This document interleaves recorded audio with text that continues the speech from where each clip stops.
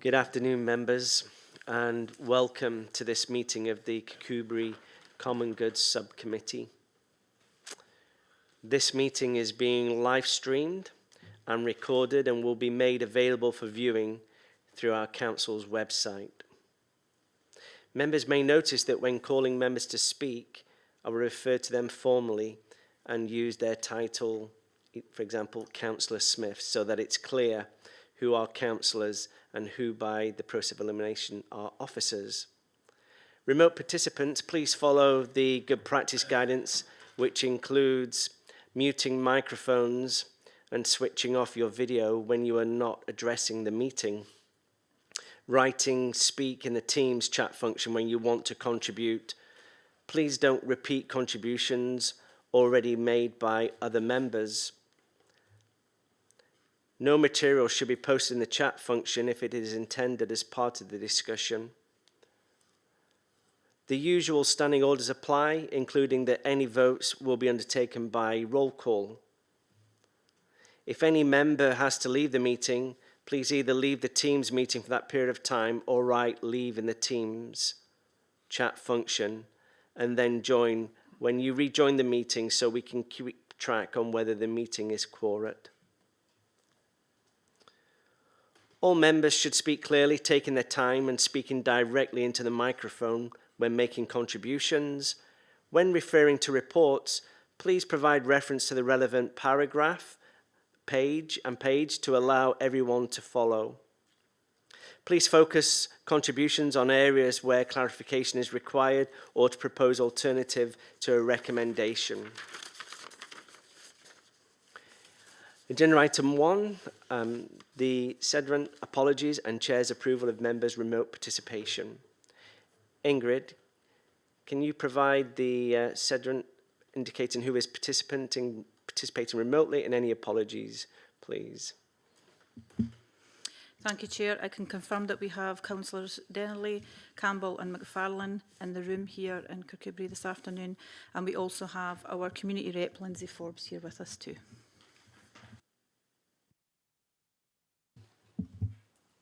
Thank you.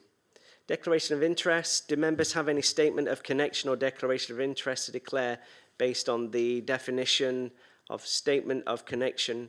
For transparency reasons, members may wish to make a public statement or declaration of interest. Members were now required to leave the meeting for that item.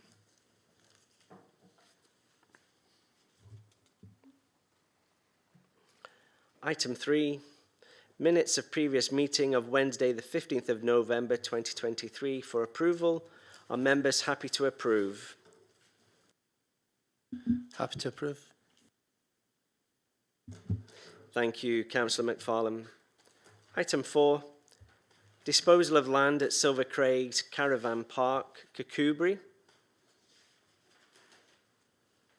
Our first report advises members that 86 square metres of land at Silver Craigs Caravan Park in Kirkcudbright has been declared surplus to council requirements and provides information on the independent valuation that the council has received should a negotiated sale of land proceed. I'll now hand over to Nick Lane, Estate Officer, who is present to answer any questions. Members and community representatives, do you have any questions or comments for Nick?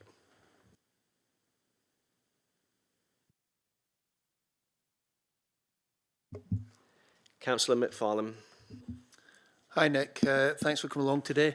I notice at 3.7 it says the council has received a request from Scottish Power Energy Networks. Is that in opposition to the application from the Development Trust?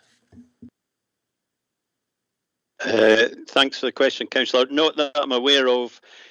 Scottish Power Energy Networks have identified that there is the electricity network in that area of Kirkcudbright, and as far as they're concerned, this is the ideal location for said substation. Would you like to respond? Yes, thank you. So the request has come from the Development Trust. Is that is right?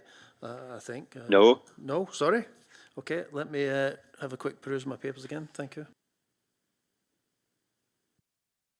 Perhaps I could ask Councillor a question. Campbell. Well, thank you, Chair. I'll ask a question while Councillor McFarlane's checking his notes. I'm just looking for confirmation. I'm not sure if it would be you, Nick, that would respond to this, or governance, or Ingrid. But if we were minded to dispose of the site as applied for, would the valuation 1,980, if that's still offered, would that money come back to the Common Good Fund? Yeah, I can confirm that. Any disposals from Common Good land, capital receipt goes to the relevant Common Good Fund. Thank you, Nick.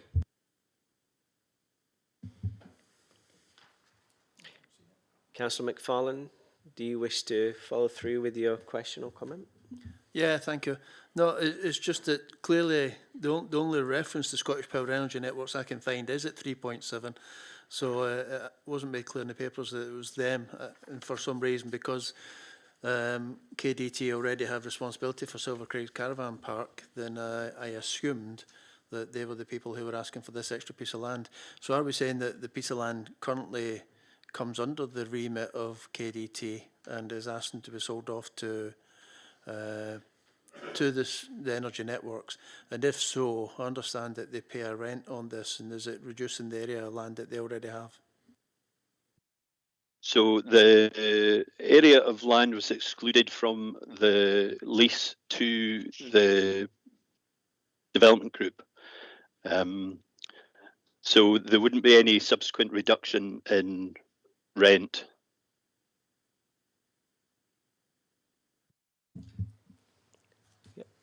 Please. Lindsay Forbes. Thank you. For the avoidance of doubt, the Kirkcudbright Community Council has met and in principle has no objections to the disposal of this small plot of land. But I have been asked to point out to members that neither the Kirkcudbright Development Trust nor Kirkcudbright Forum have had meetings since these papers were received. So these two bodies to which this council, this meeting is dealing with the disposal of the land, neither of these bodies has yet met to pass a comment about this disposal. Thank you. Okay, you can switch off your microphone. Thank you, Lindsay. And thank you for your point. Ingrid or Nick, would you like to make a comment or response at that point? Yes, please. So the former speaker is correct in as much as the reports were emailed out to them.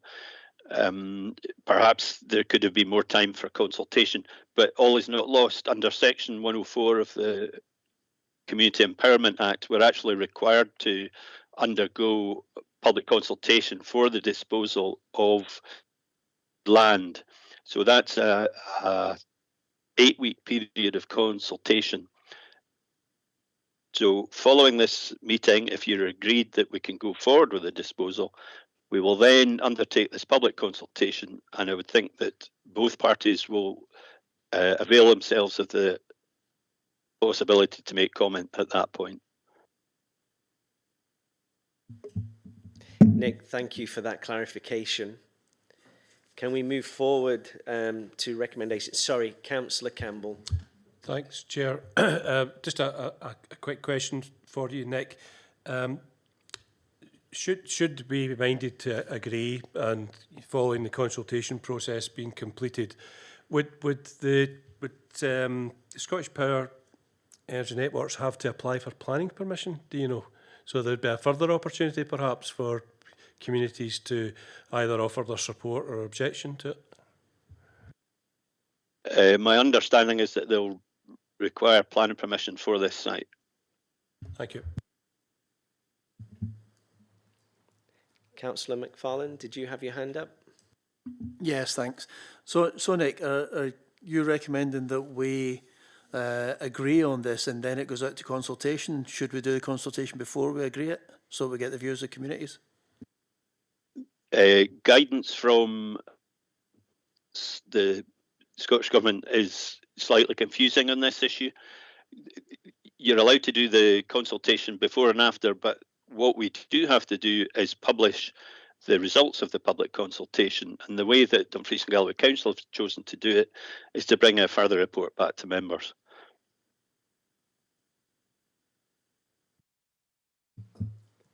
Are we okay with that? In that Yes, case, thanks. let's move to recommendations. 2.1, note that 86 square metres of land at Silver Crace Caravan Park, Kirkcudbright, is surplus to council requirements, as shown in Appendix 1. 2.2, note that the Community Council and groups listed in paragraph 4.2 in the report have been consulted regarding potential community interest.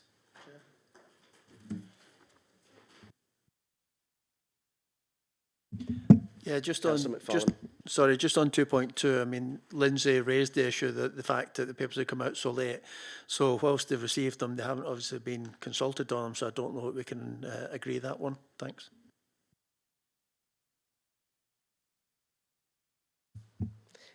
So can we make an amendment, Ingrid? Yes, Chair, I was just going to come in there to suggest that an amendment might be made to that recommendation in terms of it stating that the community councils and groups listed have been informed. Maybe a better choice of wording for that particular recommendation. Councillor McFarlane, are you satisfied with that? Yeah, happy with that, Chair. Thank you, Ingrid. 2.4, sorry, let me just check the, yes, 2.3, advise if there are any other community groups that members wish officers to consult with regarding potential community interest. 2.4, agree to instruct officers to publish the details of the proposed disposal of common good land in line with the Community Empowerment Scotland Act 2015.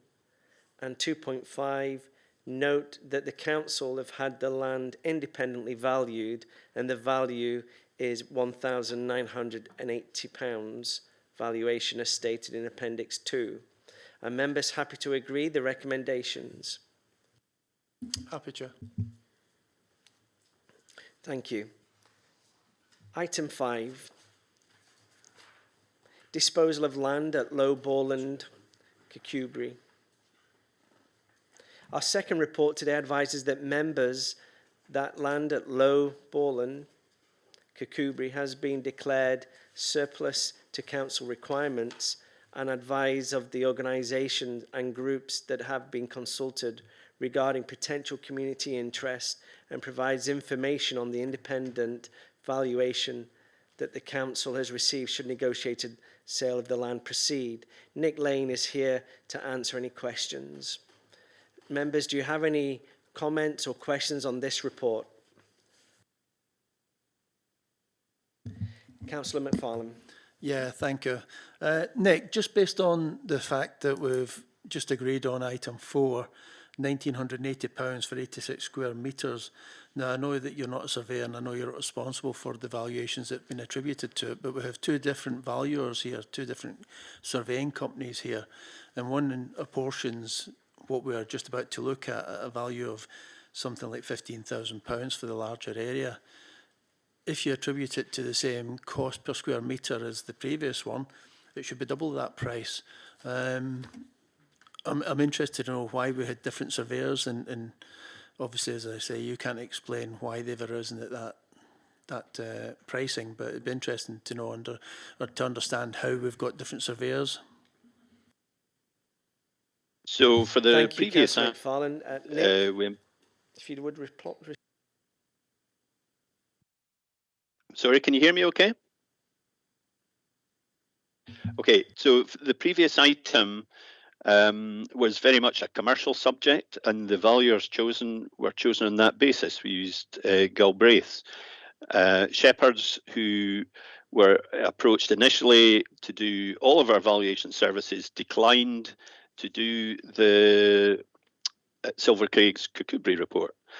So the Shepherd's valuation for Low Borland involved them assessing the value of the house prior to any addition of land, and then the value was arrived at as if the land had already been sold. So that's the basis of how that valuation was done.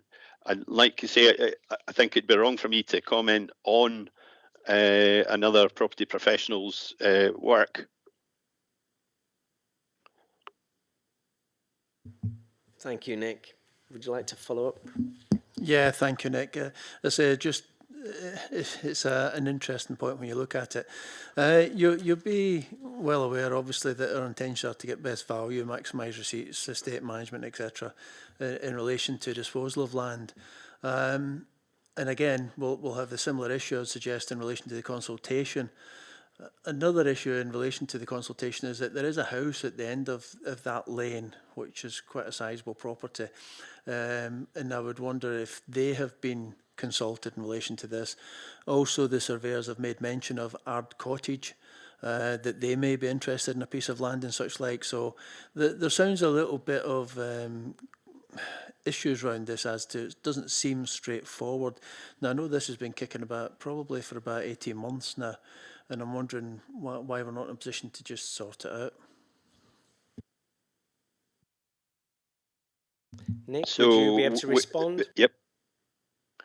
We have actually previously been approached by the owners of the other house that is beyond Low Borland. If you go on about another 200 or 300 yards past Low Borland, there's another house. They previously have asked to purchase land. And I dare say if this one was to go forward, we would then receive another approach. All of the time we're very wary of when we're disposing of land to get the best consideration. Your predecessors in this respect have always held on to the hope that one day the local plan would be extended to include the areas that we're talking about just now. So that hasn't happened. It's very unlikely that it will be included in a future local plan as an expansion of Kirkcudbright, but we are minded that we have to protect our position at the moment. So if we were to sell any of the land at Low Borland, it would be heavily caveated so that A, it would be for an extension to the domestic policies of the house, and B, there would be burdens placed with any sold land so that if at a future date it was required, to take access over it, or if indeed the owner of Low Borland or subsequent owners of Low Borland wanted to develop it for further housing, then the common good would then be able to receive further income from that property. So in estates, we're always looking out for best consideration or best value for the council, and we have taken cognizance of that in this proposal. Thank you. Councillor McFarlane would like to reply. Yeah, thank you, Nick. I'm taking great reassurance from that, the fact you mentioned about we could place restrictions and obviously burden in relation to that. I did actually have a walk up there this morning just to have a look, and it does look the sort of size of piece of land that you could perhaps build a house on if once it was sold. So if we could put restrictions on relation to the use and resale of it, then I think there would be benefits to that. I'm just wondering though why, there's two areas of land on there. The first one is fairly straightforward because it does fit the needs of what the applicant asked for in the first place, which was an area where vehicles could turn and such like and not block the lane. So I do see the sense in that. I don't understand the benefits of selling off the other piece of land, although I do accept that in doing this it would be a little bit of a nook at the side of a very large field. If you could perhaps help me understand as to why the the people at Low Borland would want this of her? So the larger area is the desired outcome for the current occupant of Low Borland. If members are minded not to go for the larger area, she would certainly like to take the smaller one. So the reason it's a two-stage application, if you like, was mainly just it would save repeated trips to see yourselves, I suppose.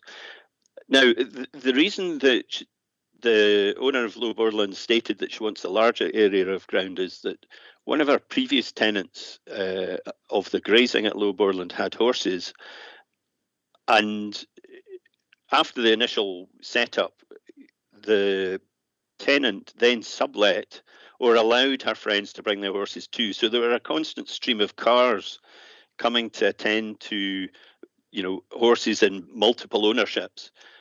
We now only let to livestock grazing, so that issue has gone away. But I think this is stuck with the applicants.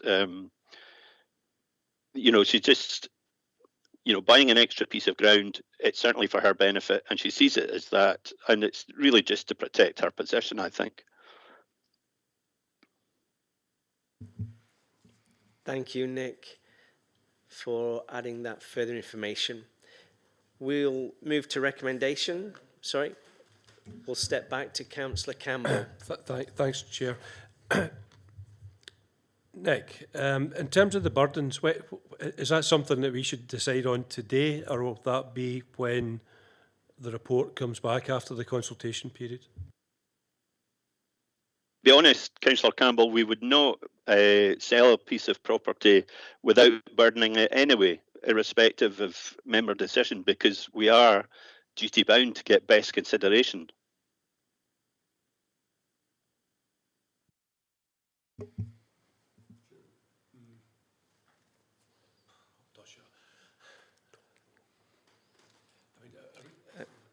Lindsay.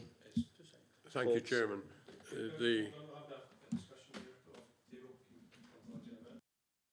Sorry, if we could just hold Lindsay and we'll come back.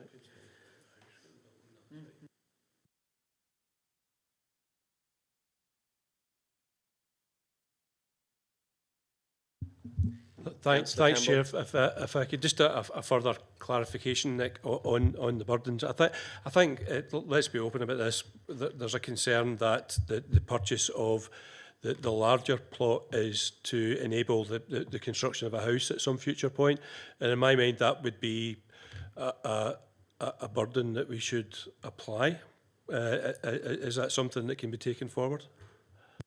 Yes, we would do that, and the burden would take the form of, we would be asking for at least 50% of anything in excess of any sale price that we agree today.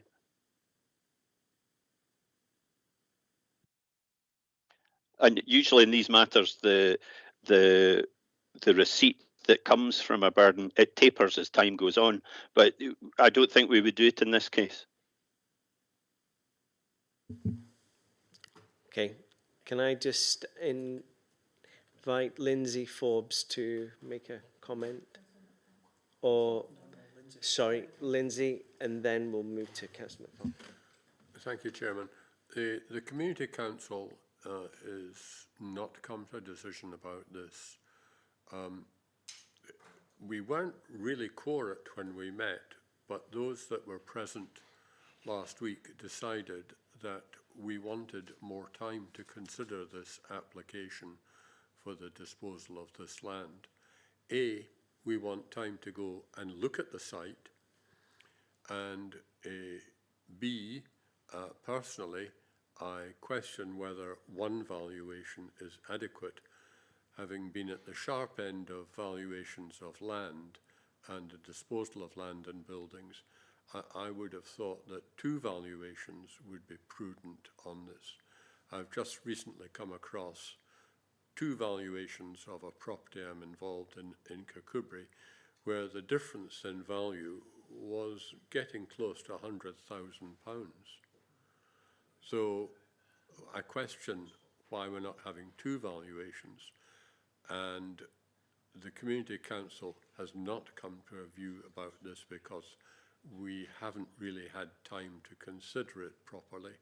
And for the same reason, we don't think that the Development Trust nor the Forum have had a chance to meet and discuss this proposal either. Thank you. That means then, that in terms of a recommendation, we were looking at an amendment, and that the proposal is similar to the last one that we made, and that is to allow time for further consultation for the Forum and the Development Trust, so that they are able to have a proper consultation. And Nick, can we allow that for public consultation? Is that sensible step? Really, I'm pretty sure this is a member decision, but there is this statutory 8-week public consultation that we have to undergo for disposal of common good land. As my own view is that that's ample time for all interested parties to have a wee walk up the lane and decide if they wish to comment.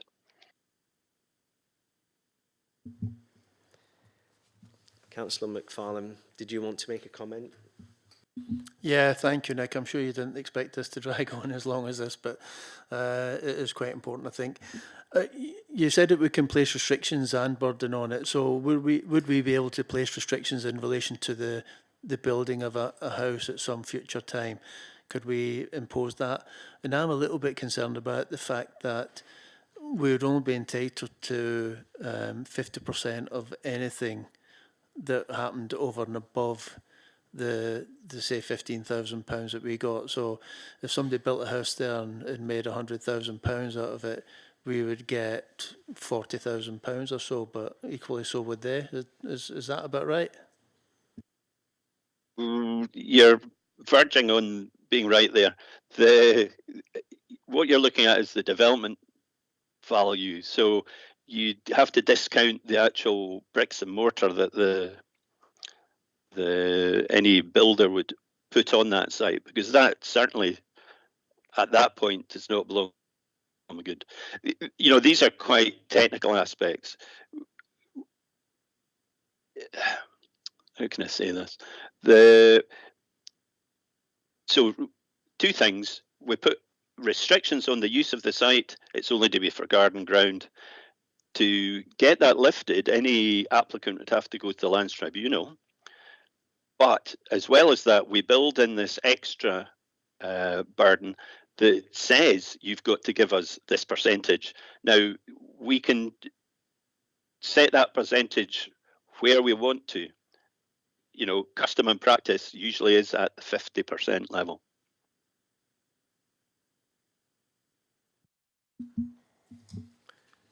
Councillor McFarlane. Okay, thanks for that, Nick, and it offers a little bit of clarity. Just for clarity from my perspective, I'm not averse to certainly the smaller piece of land, but I would have some concerns in relation to the larger area. I did have a walk up there this morning, as I said. It's not easy to see, so we would actually need the permission, I would guess, of somebody to get onto that land and have a look round. I do read within the papers, and I did notice that there are issues with telegraph poles and telephone lines across there as well. But I'm not averse to this in principle. I just have concerns that, you know, we'd be selling off common good land and there would be personal gain potentially for someone.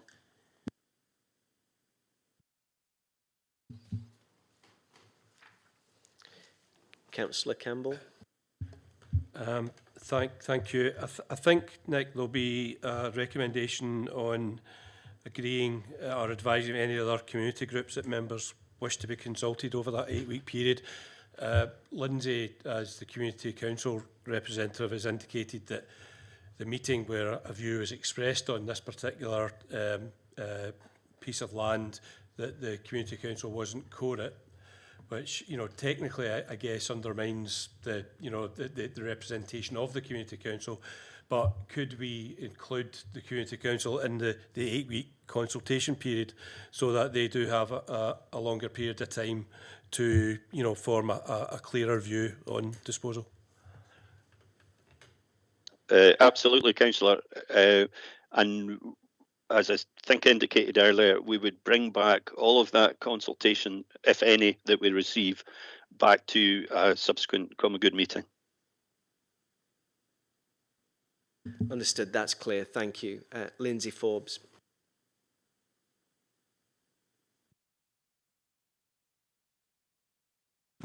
I would respectfully suggest to councillors that this particular item be put on the back burner till we've received proper consultation from all concerned.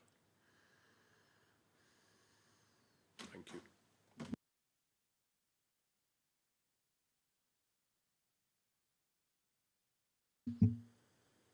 Any comments? I wouldn't agree with that, because we are the trustees, and in terms of the recommendations in front of us, we're being asked to agree if there's any other community groups. So I've clarified the position around the community council. And in terms of our decision today, it's agreeing to instruct officers to publish the details on the proposed common good land. A report will be coming back to us on the basis of what evidence is gathered during that process. So I would be happy to proceed as per the recommendations. Thank you, Councillor Campbell. I think that is a fair comment, and I would tend to support that, and that we go through the current procedure of consultation with the community council and link in with the council and follow the current process. If we can move to recommendation now. Sorry, Councillor McFarlane. Yeah, just one last point, just to make it unanimous. I agree with you both in relation to that, because it's similar to the previous item, whereby we agree in principle and then we get the papers back and then make a decision on it. However, Mr Forbes did make an issue about getting an additional valuation, and I was just wondering, is there any reason why we couldn't do that?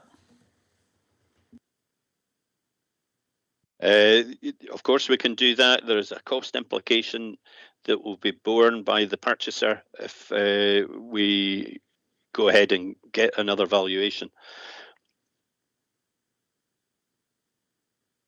Okay. So moving on to recommendations.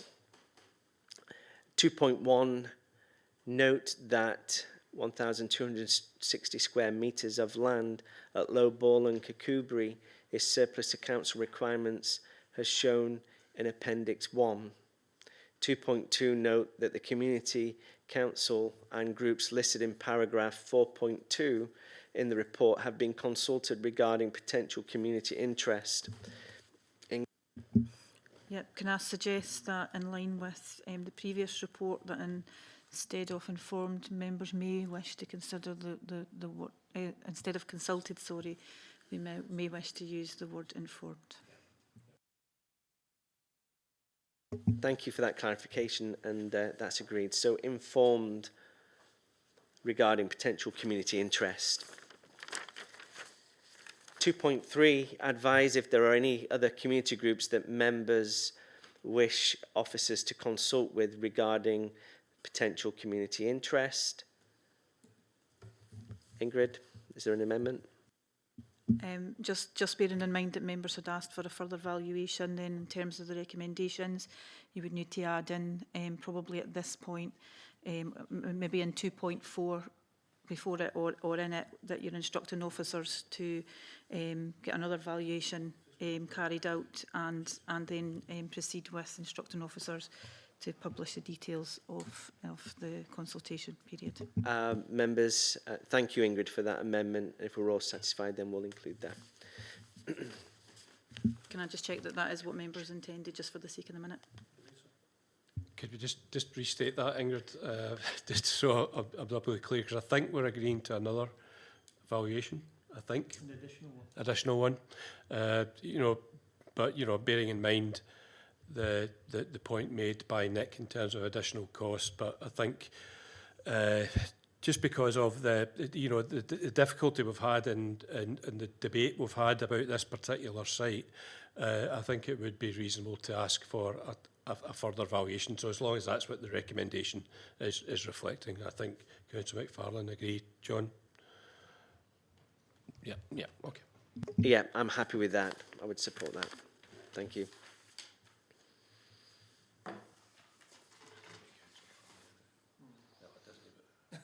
So 2.4 then, we agreed to a further evaluation, and moving on to 2.5, note the evaluation will be published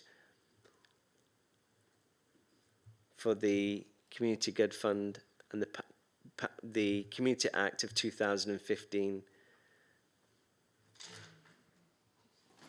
2.5, note the evaluations as stated Appendix 2. Are members happy to agree the recommendations? Great.